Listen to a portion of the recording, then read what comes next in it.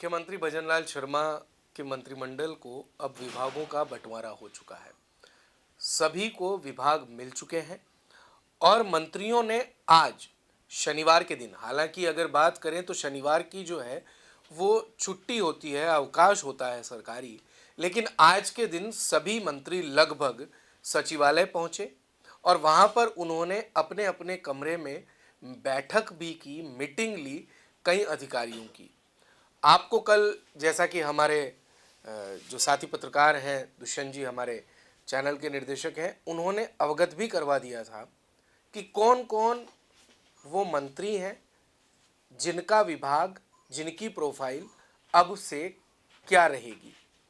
लेकिन धरातल पर क्या स्थिति है और पहले पहले दिन आज लोगों ने क्या काम किया, उन मंत्रियों ने कैसे बैठक ली या मीडिया में उनके बयान क्या सामने आए, इन सब चीज़ों पर हम चर्चा करेंगे और आपको ये भी बताएंगे कि जो विभाग है, विभागवार क्या क्या विभाग किस किस को मिला है और वो कितना महत्वपूर्ण है। तो सबसे पहले अगर हम बात करें तो खुद मुख्यमंत्री भजनलाल शर्मा ने यहाँ पर कार्मिक विभाग, आबकारी विभाग, गृह विभाग, आयोजना विभाग, सामान्य प्रशासन विभाग, नीति निर्धारण प्रकोष्ठ और सूचना एवं जनसंपर्क विभाग के साथ ही भ्रष्टाचार निरोधक ब्यूरो यानी कि एसीबी को अपने पास रखा है।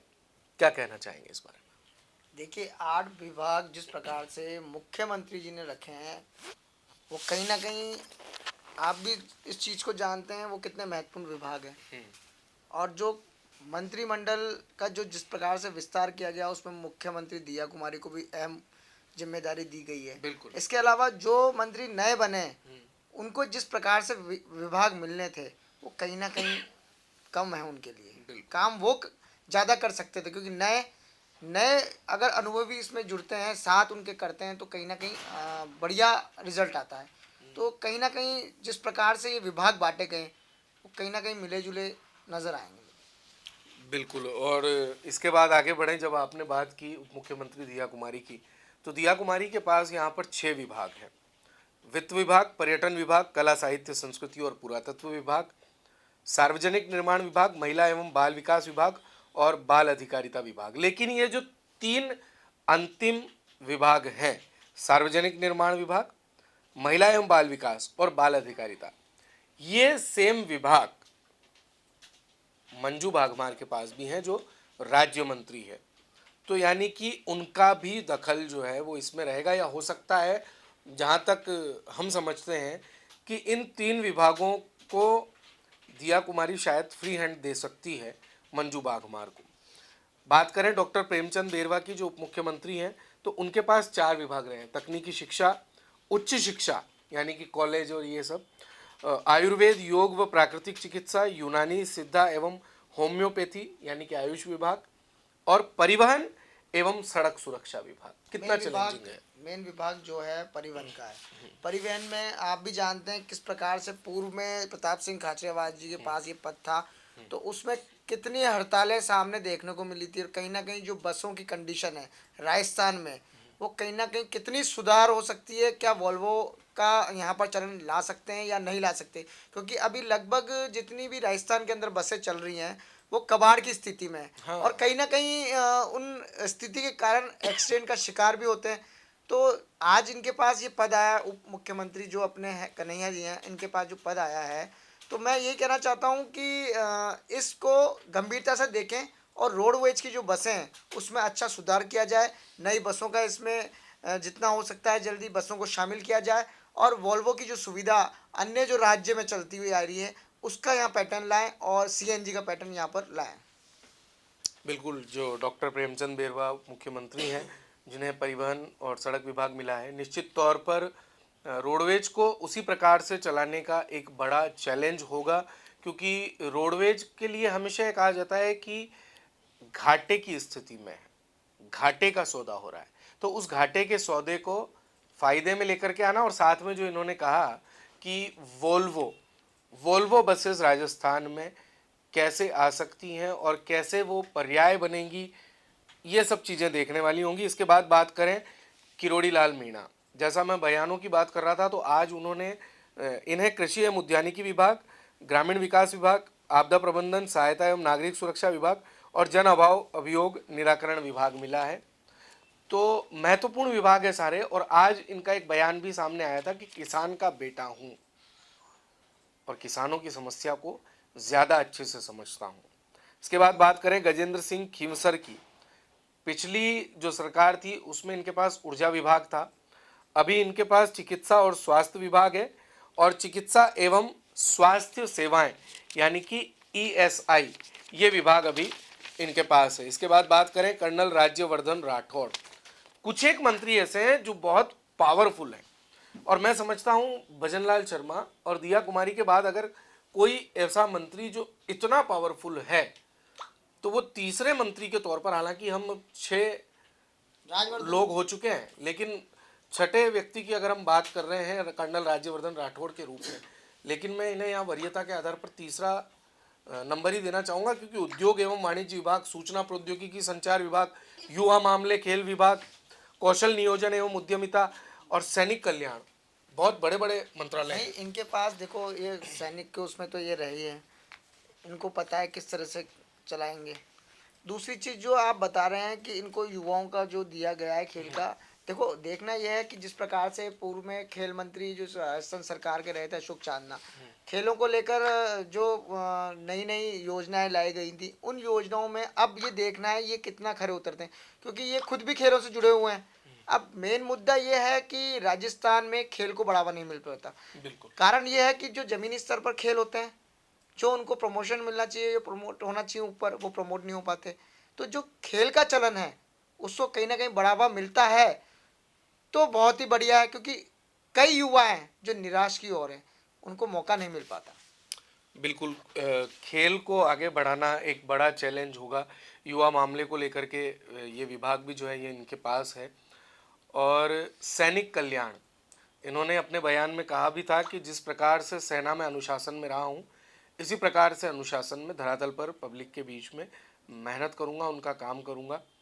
और मदन दिलावर की बात कर रहे हैं हम, तो इन्हें विद्यालयी शिक्षा विभाग यानी कि स्कूल एजुकेशन, संस्कृत शिक्षा विभाग और पंचायती राज, तीनों महत्वपूर्ण विभाग हैं जो इन्हें मिले हैं। बात करें कन्हैयालाल चौधरी की, तो जन स्वास्थ्य अभियांत्रिकी विभाग और भूजल विभाग इन्हें मिला है। जोगाराम पटेल को संसदीय कार्य विभाग, विधि एवं विधिक कार्य विभाग और विधि परामर्शी कार्यालय, न्याय विभाग भी इनके पास है। सुरेश सिंह रावत जल संसाधन विभाग, जल संसाधन आयोजना विभाग, अविनाश गहलोत सामाजिक न्याय एवं अधिकारिता विभाग इनके पास है। सुमित गोदारा भी आज सचिवालय पहुंचे थे। मदन दिलावर का बयान आपने सुना ही होगा, उन्होंने सचिवालय पहुंचे तो ये कहा था कि कांग्रेस की जो स्कीम्स है उन्हें रिव्यू करूंगा, देखूंगा, और चाहे किसी का भी इतिहास हो, आप इतिहास से समझिए कि जब पाठ्यक्रम चेंज होता है तो वो पार्टियां अपने आधार पर करती हैं, तो चाहे किसी का भी इतिहास हो, पाठ्यक्रम में क्या शामिल होगा इस पर भी पूरी निगाह रखी जाएगी। ये कहना था मदन दिलावर का आज जब सचिवालय में वो मुखातिब हो रहे थे मीडिया से। तो सुमित गोदारा भी आज सचिवालय पहुंचे थे। खाद्य एवं नागरिक आपूर्ति विभाग इन्हें मिला है। उपभोक्ता मामले से संबंधित विभाग भी इनके पास है। जोराराम कुमावत को पशुपालन एवं डेयरी विभाग, गोपालन विभाग और देवस्थान विभाग दिया गया है। जनजातीय क्षेत्रीय विकास विभाग और गृह रक्षा विभाग, गृह रक्षा विभाग हम यहाँ पर कह रहे थे कि गृह मंत्रालय, गृह विभाग किसे दिया जाता है, तो गृह विभाग जो है वो ज़रूर मुख्यमंत्री ने अपने पास रखा है, लेकिन गृह रक्षा यानी कि होम गार्ड से जुड़ा हुआ जो ये पूरा विभाग है ये अपने पास रखा है बाबूलाल खराड़ी ने। हेमंत मीणा प्रतापगढ़ से आते हैं। माना जा रहा था कि जनजाति का जो विभाग है वो इन्हें दिया जाएगा, लेकिन ये बाबूलाल खराड़ी को दिया गया। राजस्व विभाग और उपनिवेशन विभाग जो है वो इन्हें दिया गया है। राज्य मंत्री स्वतंत्र प्रभार सुरेंद्र पाल सिंह टीटी। एक चीज है कि मान लीजिए करणपुर के परिणाम अगर कुछ दूसरे हो जाएं तो क्या सुरेंद्र पाल सिंह टीटी, जिन्हें अभी के लिए मंत्री बनाया गया है, इन्हें लोकसभा चुनाव लड़ा करके लोकसभा में भेज दिया जाए कि अगर परिणाम इधर उधर होते हैं तो इन्हें पद तो छोड़ना पड़ेगा, चाहे वो 2 महीने बाद, 6 महीने बाद, जब भी छोड़े, और अगर पक्ष में आता है तो ये बने रहेंगे। क्या कहना है आपका? देखिए, जिस प्रकार से टीटी को विधायक का चुनाव लड़ाया जा रहा है उपचुनाव पर। अब देखने वाली बात तो यह है कि वहाँ की जनता मंत्री पद जिस प्रकार से उनको दिया उसको देखकर वोट देती है, या जमीनी स्तर पर जो कार्य किया गया है उसको देख के वोट मिलता है। ये जो कयास लगाए जा रहे हैं, अगर वो जीतते हैं तो वो जनता के बीच में कितना खरा उतरते हैं, अगर वो हारते हैं, बाजी उनके पास चल जाती है, तो देखिए अभिषेक जी, लोकसभा चुनाव है, लोकसभा में मोदी जी का पैटर्न है कि एक बार जिसको करा उसको दोबारा नहीं करते हैं। तो कहीं ना कहीं अगर ये हार का सामना होता है तो लोकसभा में कोई नया चेहरा आएगा और नया ही लड़ेगा वहाँ से। तो श्रीकरणपुर के चुनाव का परिणाम वैसे 8 जनवरी को आ ही जाएगा, और राजस्थान कवरेज भी आपको वहाँ के नतीजे अपडेट करता रहेगा। तो सुरेंद्र पाल सिंह टीटी को कृषि विपणन विभाग, कृषि सिंचित क्षेत्र विकास एवं जल उपयोगिता विभाग, इंदिरा गांधी नहर विभाग और अल्पसंख्यक मामलात एवं वक्फ विभाग, इनकी प्रोफाइल को काफ़ी दमदार, काफ़ी मजबूत रखा गया है। संजय शर्मा की बात करें तो इन्हें वन विभाग, पर्यावरण एवं जलवायु परिवर्तन विभाग, विज्ञान एवं प्रौद्योगिकी विभाग दिया गया है। गौतम कुमार को सहकारिता विभाग और नागरिक उड्डयन विभाग से सुशोभित किया गया है। झाबर सिंह कर्रा नगरीय विकास विभाग और स्वायत्त शासन विभाग। हीरालाल नागर को ऊर्जा विभाग मिला है। हीरालाल नागर वैसे किसान नेता भी हैं, तो किसानों के लिए जो ये कहा जाता है कि बिजली उन्हें कम मिल रही है या बिजली से संबंधित जो समस्याएं हैं, ऊर्जा विभाग हीरालाल नागर को मिलने के बाद हो सकता है कि थोड़ी इसमें सहूलियत हो। क्या कहना है आपका?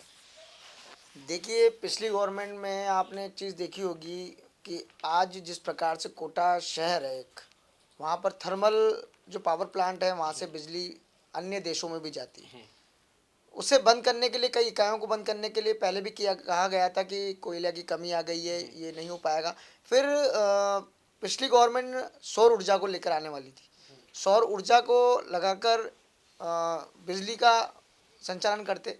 तो मेरा तो यही मानना है कि उद्योग का जो इनको दिया गया है विभाग, इसमें इनके पास चुनौती है, क्योंकि बिजली से रिलेटेड चीज़ें ये हैं कि जब बिजली बनती है उस बिजली को अन्य राज्य में भी जाना पड़ता है। अब आप मानिए राजस्थान से जो बिजली बन रही है वो दिल्ली भी जा रही है, उत्तर प्रदेश भी जा रही है, तो अन्य शहरों में भी जा रही है।